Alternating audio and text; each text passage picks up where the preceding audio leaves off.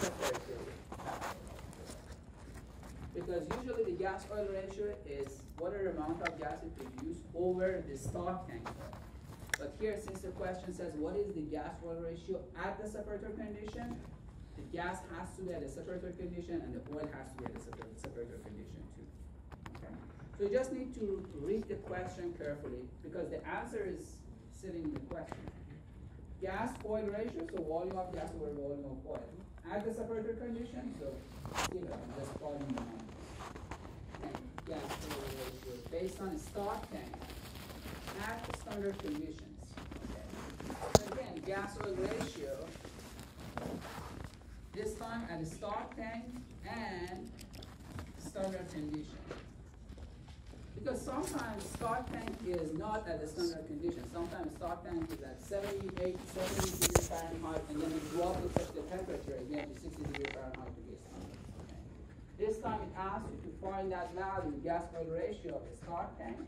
So this becomes the volume of gas at the stock tank divided by volume of oil at the stock tank. And they are both should be at the standard condition.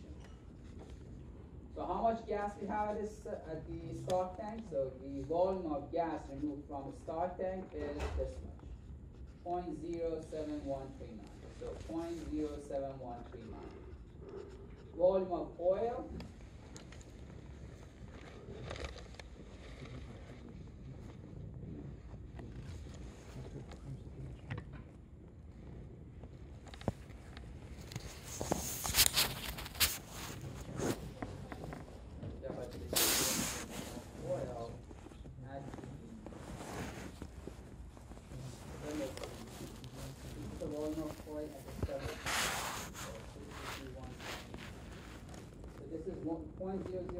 divided by 123. This 124 is not at a standard condition.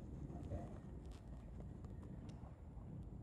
So the volume of gas, 0.0713, volume of oil, 123.96, then 172 over 123. So this is not right. 124 is not right number. It is 123.906. Because it says at standard condition. I think I removed that part of the question as well. Because the volume of oil could be given at stock tank condition and also at a standard condition. Okay. Sometimes stock tank condition is as a temperature above standard temperature. Okay. Yes. Why don't you add the separator gas back into that equation? Because it says at the stock tank condition. Because the question. Okay. So it's not the total. Yeah. Here it says at separator condition, so the gas and oil has to be at a separator condition. Here it says at stock tank condition, based on stock tank or the standard at a standard condition, then you have to just do that. If it tells you to calculate the total gas oil ratio, okay? So the next question could be find the total gas-oil ratio at a standard condition. If the question is to find the total gas-oil ratio, then the amount of gas becomes 0.52706 plus 0.07139 divided by 124.72. Because when you have the total gas-oil ratio, it's the total amount of gas divided by amount of oil at the stock tank at the standard condition. Okay? So just need to read the question carefully. If it says find these values at a standard condition, if it says find the values at a stock tank condition, or it says at a separator condition, these are different. So the next one says calculate the formation volume factor of oil. So the formation volume factor of oil, we know based on the definition, is the volume of oil at the reservoir condition divided by volume of oil at the stock tank condition at the standard. So volume of oil at the reservoir condition is 182. Volume of oil at the stock tank and at the standard condition is 182. So 182 divided by 182 divided by 122. Here we don't need to convert any Dimension, because the CC over CC is equal to barrel over barrel, it's the dimension of one. Okay. So that's the formation volume factor of oil. Volume of oil at the reservoir divided by volume of oil at the start tank. One more time. Start tank oil might have two volumes. One at the start tank condition, one at the standard condition. Okay. What we care about for here is the standard condition. Yes. It says the volume of oil at the start tank condition and 70 degree Fahrenheit, 80 degree Fahrenheit, and 0 psi is A. The volume of oil at the standard condition of 60 degree Fahrenheit and the 0 psi is B. So the standard condition is defined as a temperature of 60 degree Fahrenheit and 0 psi or 14.7. Okay. So when I'm calculating the formation volume factor, I'm using value of the start tank oil at 0 psi or 14.7 psi and 60 degree Fahrenheit. If it says calculate at start tank condition, but it doesn't mention at the standard condition, then the start tank condition is, for example, 0 psi and 80 degree Fahrenheit. Okay. Any other question? They both will be given. What's given in the separator test is how much oil you are going to expel out. Exactly like our lab number 3. We were sending 60 cc's of oil out. So that's given, the volume of oil at the reservoir. The volume of oil at the separator itself is at the separator condition, which whatever condition that is, this is the amount of oil and this is the amount of gas. So gas and oil at the separator condition is given too. And then it says the volume of oil at the start tank condition is A, so it gives you the volume of oil at the standard condition. And the volume of gas removed at the standard condition is B, so it gives you the volume of gas and volume of oil at the start tank condition. And then it says when the temperature of the start tank is dropped to the standard temperature, the volume of oil becomes a number. So you usually have two values for the oil at the start tank, one at the start tank condition, one at the standard condition. One volume of oil at the separator and one volume of oil at the reservoir. You just need to figure out which one is the question asks you to find. If it's at the separator condition, the start tank condition, or standard condition, or the total gas oil ratio. If it says the total gas oil ratio, then it's the total gas. Whatever gas you have at the separator plus whatever gas you have at the start tank divided by total amount of oil at the start tank. Okay. Okay. Next question. Optimum separator condition is defined where API gravity of oil is maximum, solution gas oil ratio, and oil formation volume factor is minimum. True or false? So that's a true statement. Okay. I can give you this as a fill in the blank, true or false, or I can show you the graph and ask you to find the optimum separator condition. Definitely one of these is a good question. But you just need to know the optimum separator condition is where you have the highest API, which means oil should be very volatile. Okay? The higher the API of the oil, the more volatile oil you have. It means you have a fat oil. The formation volume factor should be less, which means less shrinkage. The volume of oil should be as close as the volume of oil you have in the reservoir. And the solution gas oil ratio should be minimum, which means you have less amount of gas and more amount of oil. Okay? Okay, the next question, solubility of different natural gas components in water is plotted in the following graph. Rank them based on their molecular weight from methane, ethane, propane, and butane. Basically what it says, you have butane, propane, ethane, and methane. Which one of these graphs belongs to which one of these components? Okay. Right, you could say, hey, this is butane, this is propane, this is hexane, and this is methane. Which one of these graphs belongs to which? We know the lightest the hydrocarbon component, the highest the solubility. So methane is the lightest one, so This is methane. The next one is propane, so this is propane. The next one is hexane, so this is hexane, and the last one is ethane. So it doesn't matter which one I give you, you just need to rank them based on their molecular weight. The lightest the hydrocarbon component, the highest the solubility. Okay? Yeah. The lightest gas can be dissolved in hydrocarbon. Oil cannot be dissolved. Okay. Oil and water, they're not solid. Okay, so the lightest hydrocarbon can have more solubility. Two factors make the gas hydrates attractive as a potential of unconventional energy. What are those two factors? There's a lot of it available. So there's a huge amount of gas and It's easy to store. when it becomes gas, you could say that you have better options. So the amount is huge. That was the first one. So we had lots of gas. More than half their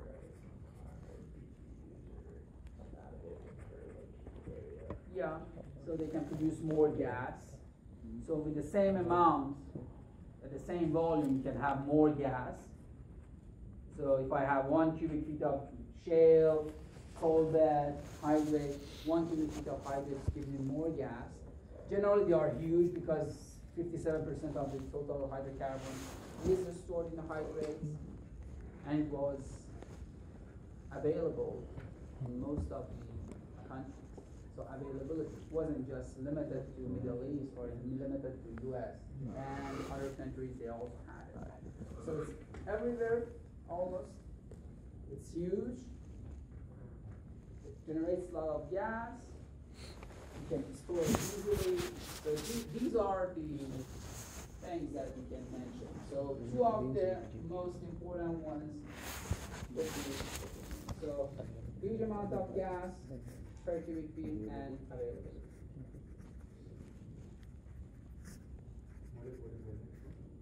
Availability. So question number 10, the conductivity is due to the ion present in the water, hence resistivity is inversely proportional to the concentration of dissolved solvents. True or false? That's a true statement. Basically what it says, the more ions you have in the water, the lowest the resistivity, the highest is the conductivity. Okay? So resistivity is inversely proportional to the concentration of dissolved material. Okay. So the more saline water you have, the higher conductivity you will have, and the lower resistivity you will get. The fresh water is highly resistant, but Conductivity. if you start adding more and more Huge amount of salt, gas. different anions or cations, then it becomes more and more والثاني availability. conductive. Okay, natural gas with CO2 or H2S will contain more water due to affinity of these substances to water, whereas quantities of N2 and helium should lower the water content of gas. So, true or false statement?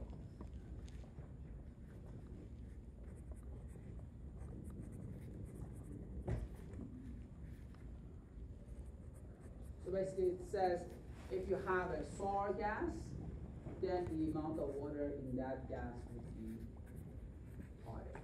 Why? Because sulfur and nitrogen, they have higher affinity to absorb water and generate acid sulfate. Okay. So it's a true statement, and the helium is an inert gas, so it doesn't have any affinity, and the nitrogen is also. So CO2 generates acid chlorhydric, H2S generates acid sulfuric, so these are a absorbing water. So the more of these components you have, the more water you will get in your gas. The next question, the phase diagram is given. So show where you have hydrate plus ice and hydrate plus water. So these two boxes were empty. So you need to say at a very low temperature, at very high pressure, you have hydrate plus ice. As you increase the temperature, you will get hydrate plus water. And as you reduce the pressure, then you will get liquid water. So you just need to know the phase diagram of the hydrate. I think that was the final question. So they had 12 questions. Some of them are pretty basic and major questions comes every year. Liquid, ideal liquid solutions, the solubility of gas and hydrogen, gas in the water, hydrates, prevention of hydrates. مربع الأول طيب لا أي وش المربع الثاني؟ So the final الأول exam is next week Tuesday. Okay. Okay. So any questions regarding the question?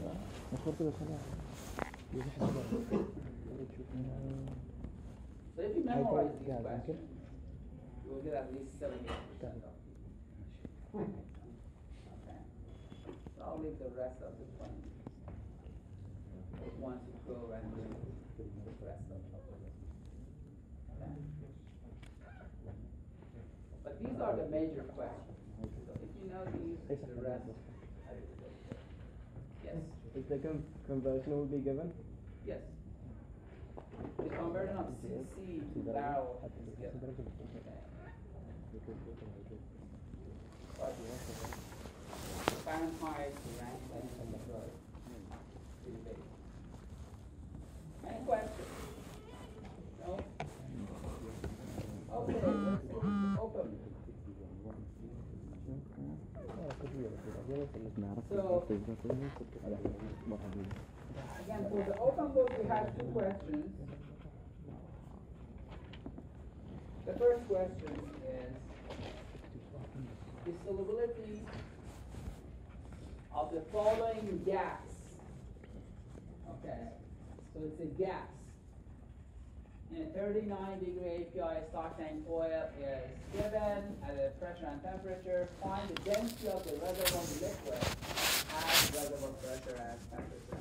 Assume 0.85 and 103 for effective gravity and apparent molecular weight of heptane bonds. So what is given is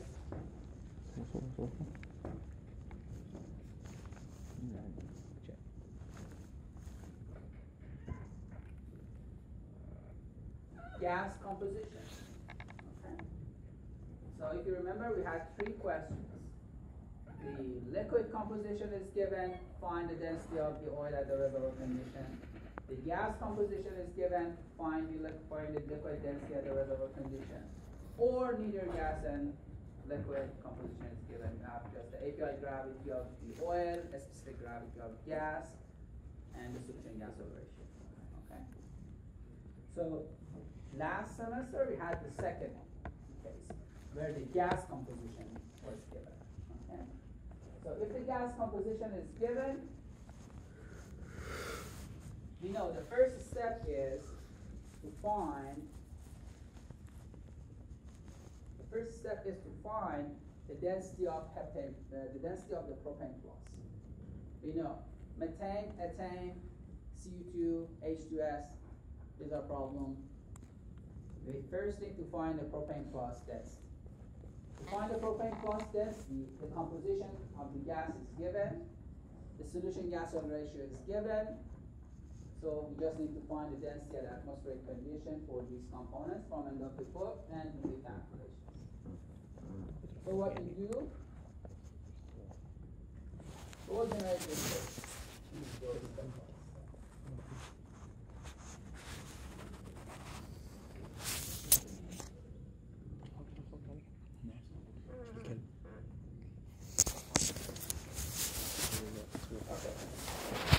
So this is given. Mole fractions are given. So what we do, we next go and generate the table of the molecular weights. So where the molecular weights are coming from? They're coming from end of the book. Or you can just keep this table, leave the mole fractions, and have the molecular weights. The molecular weights are given for heptane plus. So for heptane plus, it says the molecular weight of heptane plus is 103, so it's given in the question. Heptane plus molecular weight is 103.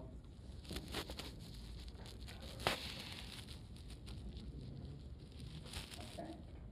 So the next step is to multiply the mole fraction of the gas by the molecular weight by the solution gas ratio. Okay. Or what you can do is multiply the mole fraction of the gas by the solution gas ratio, and then multiply the mole fraction, molecular weight by some ratio. So mole fractions are given, molecular weights come from end of the book. Solution gas ratio is given, that's 589. So what we do, we multiply the 589 by the molecular weight, by the mole fraction. So that's this column. And then we multiply that by the molecular weight. We divide that by 380.7. And then we so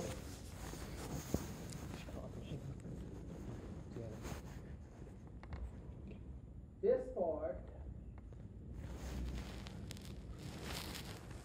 part is easy.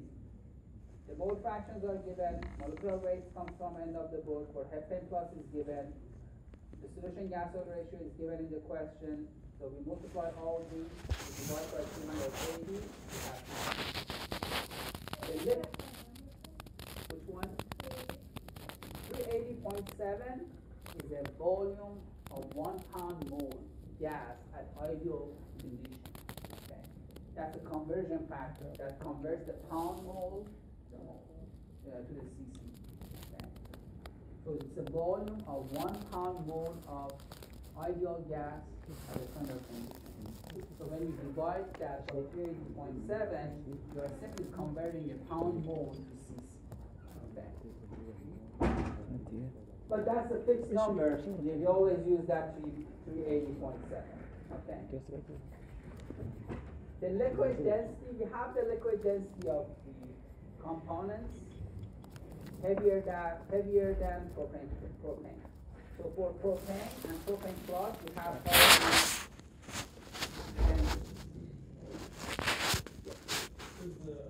liquid density so that's the effective gravity of the okay. In this question, it says the specific gravity assume 0.85 and 103 for specific gravity and apparent molecular weight of heptane plus. So 103 is the number that we use here for the molecular weight of the heptane plus. Now we use that 0.85. So it says the specific gravity of C7 plus is 0.875 or 5. 0.85.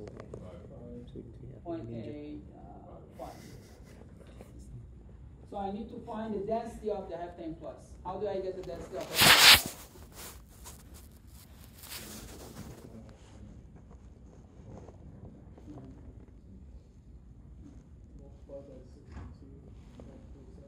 Multiply by 29 is for the gas. So the specific, but here what we are interested is to know the liquid density.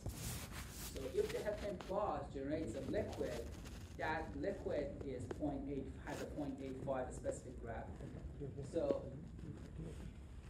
specific gravity is equal to the density of the heptane plus liquid divided by 62.37.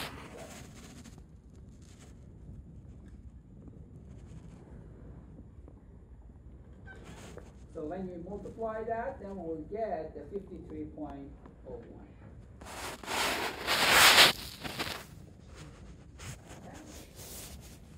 So the density of the heptane plus comes from first. The rest of the density, you can use these numbers. Okay? So these numbers are coming from end of the book. So these are constant. The propane density at a standard condition is constant because the propane molecular weight is constant. A standard condition has a constant pressure, constant temperature. So everything is constant. So that's a constant number. Okay? But heptane plus, depending on the question, I might tell you the specific gravity of heptane plus is 0.95. Then the density will change. I might say 0.75.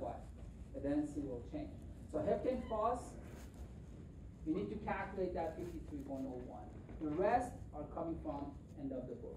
But you can use these numbers because at the end of the book, I think it's a pound per cubic feet or something, then you have to convert it.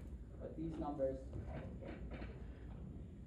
So the mass in pound per stock tank barrel is coming from mole fractions given, molecular weights we know, solution gas oil ratio it's given. We multiply those, we divide by 380.7, we get the mass per stock tank barrel. Density is coming from end of the book. Density is mass over volume, so I can find the volume by dividing mass over the density. So I'll get the volumes. Okay. This is a major problem. In last year final exam, in most of the years, what people are missing is the oil. The question says you have 39.08 grams stock tank oil. So the total fluid has a gas component plus the oil component. So we need to add this oil at the end of the table. We don't have any composition, so it's not going to add with the gas. We don't care about the molecular weight. What we care is about the mass. How do I get the mass of oil in pound per stock tank barrel? Again, if you remember for anything, if you have the gas, you are calculating the gas in pound per stock tank barrel of oil. So it's not actually a mass, it's a density. Because it's calculated per stock tank barrel of oil. So now here, you need to find the mass of oil in pound per stock tank barrel. It's exactly like a density. So if the API gravity of oil is given, API gravity is equal to 141.5 divided by specific gravity minus 131.5. API gravity is given.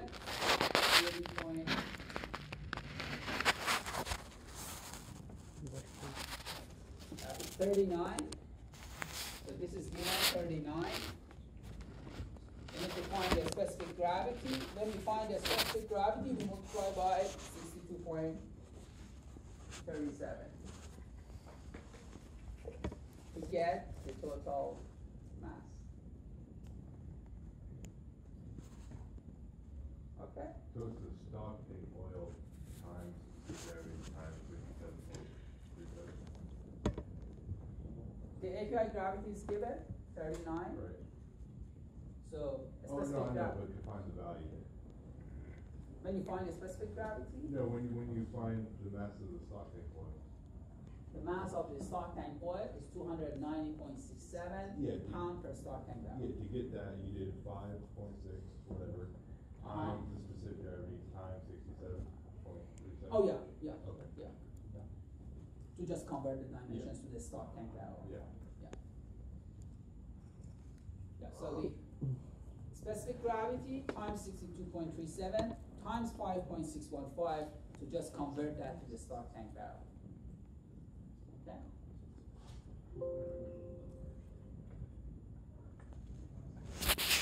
So we have that for the volume of oil, because we said everything is based on one stock tank barrel of oil, and one stock tank barrel of oil is equal to 5.615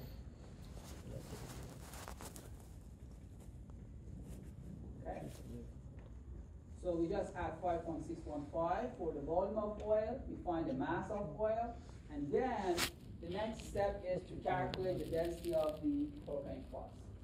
So when Muhammad is grading this question, 103 has its own grade, 53.01 has its own grade, 290.67 has its own grade, 5.615 has its own grade. And then to find the density of propane plus, 333.13 is a total mass per stocktank barrel. This is the summation of the total. But for propane plus, we need to subtract hydrogen sulfide, carbon dioxide, nitrogen, methane, and ethane. So we subtract that, then we'll have the mass of the propane plus. Or you can simply add the propane plus mass, that becomes the mass divided by the total volume, that gives you the density of the propane plus. The density of propane plus becomes the total mass, which becomes the summation of this part divided by the summation of this part. The summation of here is 5.968, but this 333 is the summation of the total mass. So you just need to subtract the ones that you don't want to have in the propane plus. So when you have the density of propane plus, now we have to make a correction to find the density, the actual density of the liquid. You need to include methane, ethane, carbon dioxide, hydrogen sulfide. And for that, we said we need to use these W1 and W2 corrections. So in W1, we take care of methane and nitrogen. For W2, we take care of ethane, CO2, and nitrogen. And then we have the W1 and W2 correction factor. When we use that, we will get the ratio of density of the mixture divided by density of the propane plus. This comes from figure 11.6, which is given here. So W2 and W1, we calculate that. So depending on what value you get for W2 and what value you get for W1, you can read the ratio of density of the liquid divided by density of the propane plus. Density of the propane plus, we found it. We need to multiply to that ratio to get the density at the reservoir. So density over density at propane plus becomes 0.93. So density becomes 0.93 times density of propane plus, which is given here. Then we'll have the density of the whole mixture. Okay. So this is the density of the fluid at standard condition. Okay? Because the density we got from end of the book where densities are the standard condition. API gravity of oil, everything that we use was for standard condition. The only thing that we did, we just separated the methane, ethane, hydrogen sulfide, carbon dioxide, and then we made the correction. Now we need to find the density at the reservoir pressure and reservoir temperature. We said we always do the pressure correction first, so we first adjust the pressure. Again, the graph is given. So density at the standard condition, which is what we found. The reservoir pressure, depending on what reservoir pressure we have, we will get the correction factor from this graph. So also put the graphs together. So adjust for pressure. So the correction becomes 0.5 pound per cubic feet. We add that, and then we adjust for temperature. So we said the pressure is a positive adjustment because when you go to a higher pressure, the oil becomes denser, so the density goes up. But when you go to a higher temperature, oil swells, the density goes up.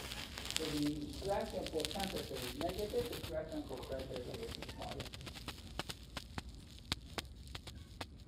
And then we make a correction for temperature, and we have the value.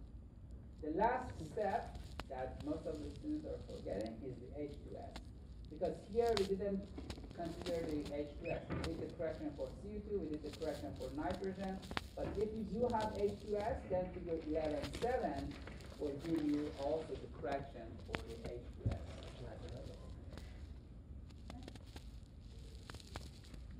So what we need to do, we need to take care of methane, ethane, H2S, CO2, nitrogen. The rest, propane plus, we have their density at atmospheric condition at the end of the book. The ethane plus, the specific gravity is given, we can find the density of the ethane plus. Oil, the API gravity is given, we can find the specific gravity of oil, from there we can find the density of oil. Okay?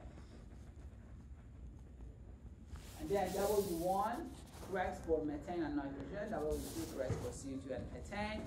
When we are done, there is one graph that can correct for the H2S, and that's figure 7.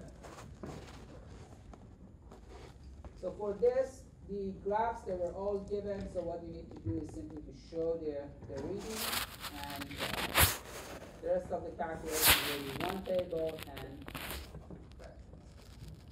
So this detail is required. When PA is grading your final exam, he simply looks at that table, check marks if the numbers are correct. If not, you're losing that point. Okay? And then he looks at these corrections. For the corrections, if you say the correction is minus 0.55, you have to show it in the graph. That how did you reach that number? Okay. If you show it, and in case let's say you didn't do the good job for finding the correction for pressure, and then the error goes for temperature, he's not gonna double penalize you. So it's just going to give you the grade. But if you don't show anything and you just put the numbers, then you're not getting any value. Okay. So that was the first question. Again, it's either this, or instead of gas, I'll give you the oil composition, or I'm not going to give you any composition. I'm just giving you the API gravity, specific gravity, and solution gas ratio. Any questions? So if instead of gas we had the oil, so if instead of the gas I say this is Xi, then this column and this column is not required. If this is Xi, the molecular weights you write it, then you don't need these two. The liquid density is again the same.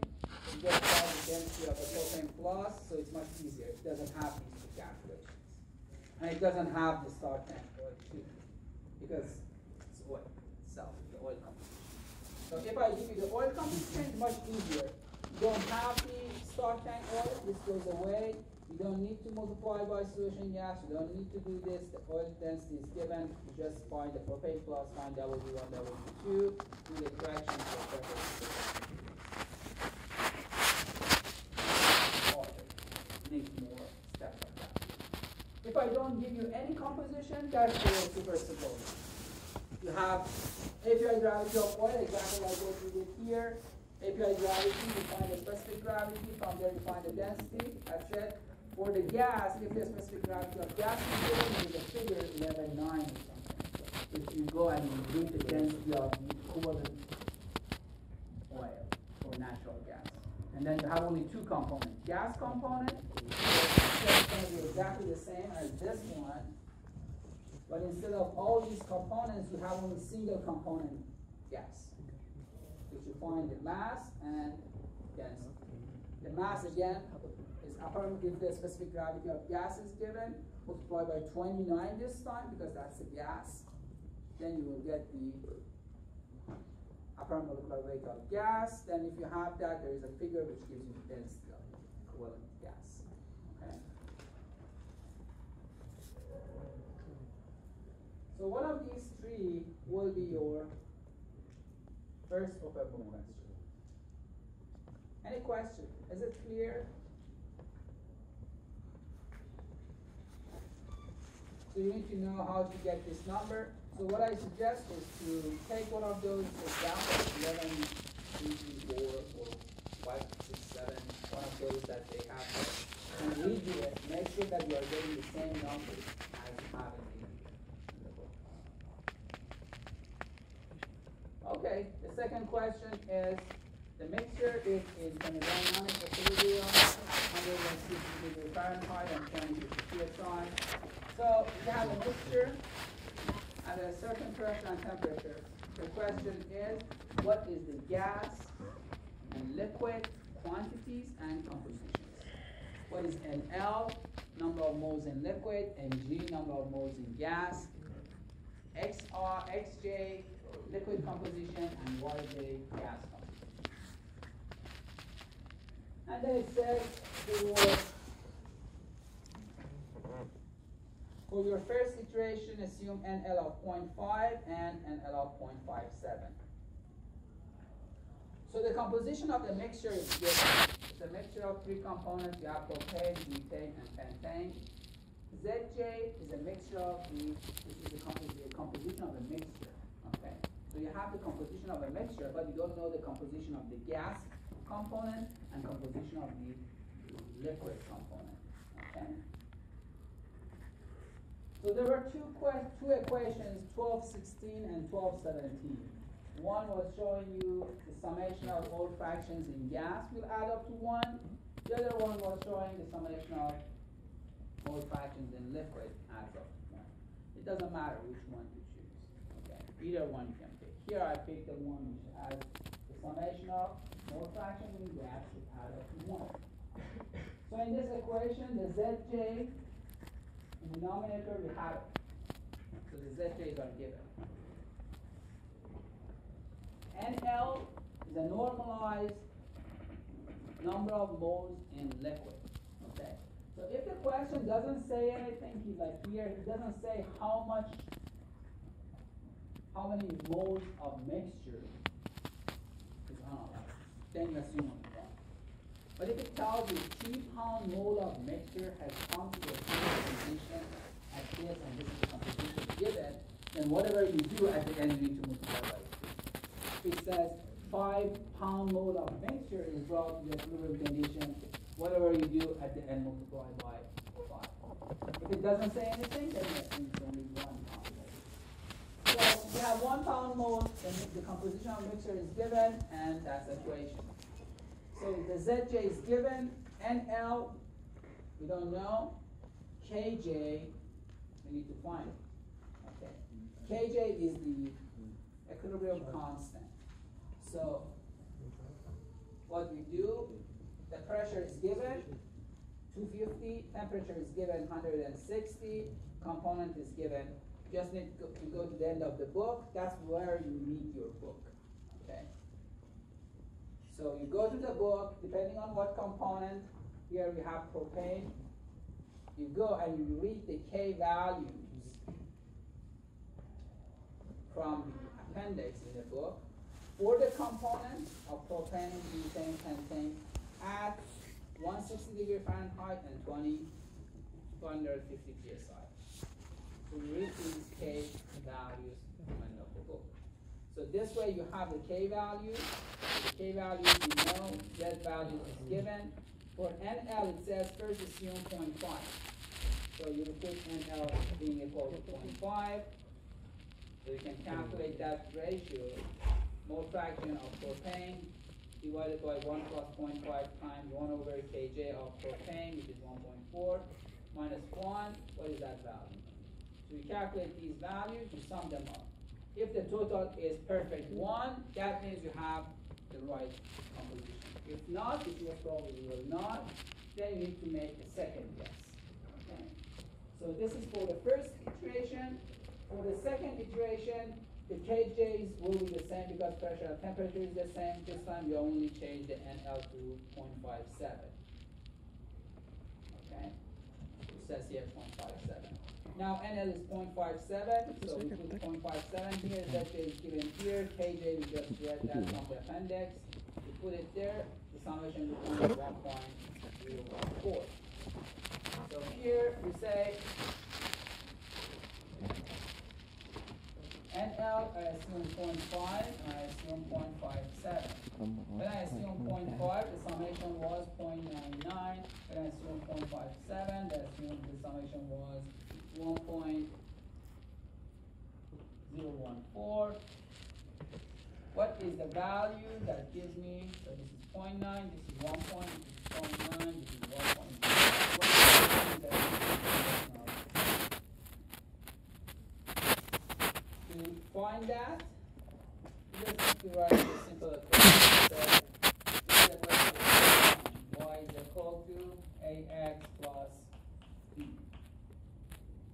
Y is your summation. X is number of moles in liquid. So when NL is 0.5, the summation is 0.9. When NL is 0.57, the summation is 1.01. Two equations, two unknowns. So you have these two equations, two unknowns, you find the slope, and you find the intercept, and then you say, now I have A and B, I want the NL, that gives me the summation being equal to 1. So if you do that, so if you were to choose the NL being 0.523, the summation would end up to 1. You don't have to repeat the last step, but if you would like, you can do it. So if you do that, the summation becomes 1.0008, which is perfectly fine. We can assume that will be equal. So now that I have an L being 0.523, the Ng is number of moles in gas is 1 minus that. So 1 minus number of moles in liquid becomes the number of moles in gas. That composition, which adds up to 1, is a gas composition because we use the equation for the gas. So this equation was the summation of gas mole fractions. So I have the summation of gas mole fractions, which is exactly the same as the one that I have here. What is the summation of, what is the mole fractions in the liquid? We had here, Kj was equal to Yj over Xj. We find the Yj, so Xj is Yj divided by Kj. So Xj is Yj divided by Kj. The Yj, we have it, the Kj, we had it earlier. We just divide them and we have the mole fractions in liquid. So mole fractions in gas, we just do 2 iterations, 1 linear interpolation, we find the NL value that leads to the summation of mole fractions in gas to be equal to 1. Then we have that 1 minus NL is number of moles in gas, Ng. And then for Xj, we have Yj divided by Kj.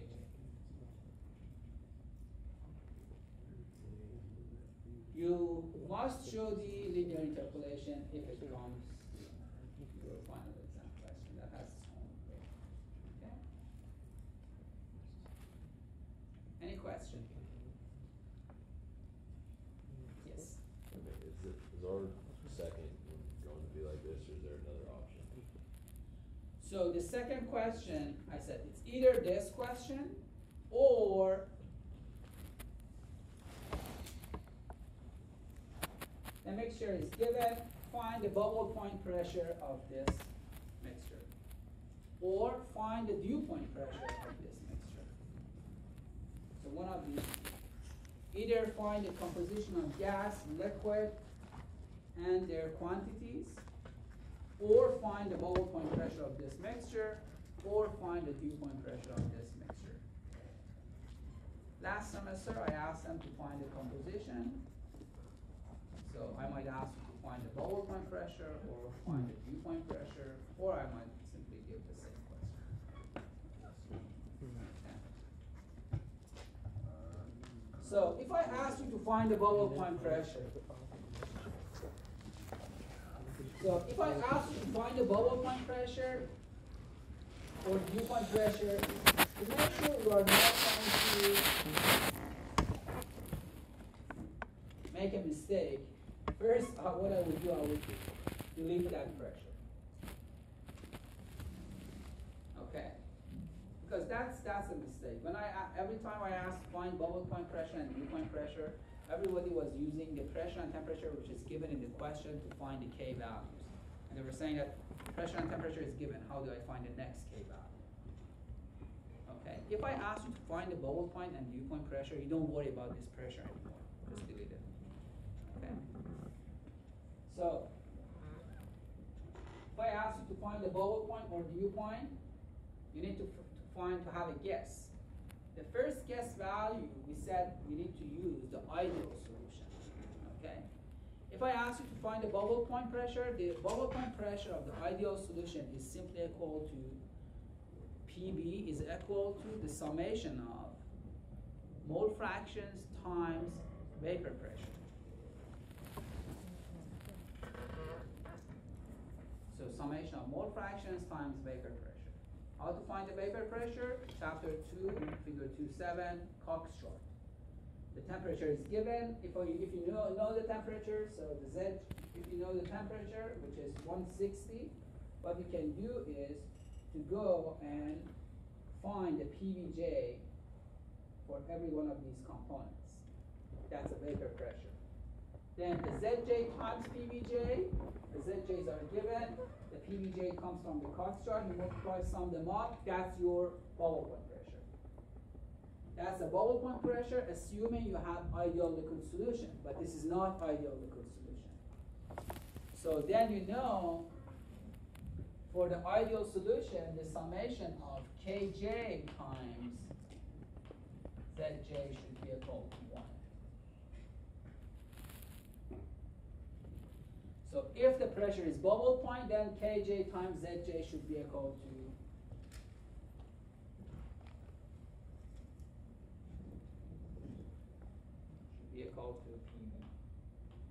Or Zj times Kj should be equal to 1. So this time, what we need to do is, for the first guess, we are using the pressure that you find from the ideal solution. That's Zj times PBJ. Then the pressure is the ideal bubble point pressure. The temperature is 160. You go to the end of the book and you read the K values, these K values for reservoir temperature and the bubble point pressure. When you have the K values, Zj times Kj, sum them up, it's equal to 1. That's your bubble point pressure. If it's not, you need to make a second guess. The second guess, if you look at the book, it says if the summation is greater than 1, your bubble point guess is more than what it has been, so you need to use less value. So there is a rule of thumb in the book. So then you make a second guess, a couple of psi above or below the bubble point pressure, you assume, find a new Kj, multiply, sum them up, it's not going to be equal to 1, then do the linear interpolation, find that value. If I ask you to find the dew point, it's Zj over or PVJ over Zj. So it's 1 over dew point. So same. And the questions are, these questions are in the book. These are open book questions. So what you need to do is to simply have 3, at least practice. 1 bubble point pressure, 1 dew point pressure, 1 composition, which I did. Print those, bring it in the exam. If I ask you the bubble point, just throw the 2 away, pick 1, follow the steps. Okay? It's very simple. It's even, I think if I give it to high school students, you should do it. You have the solution, you have the question. If you cannot do it, then okay, so it's going to be very easy, 3 easy questions. You should be able to finish the whole open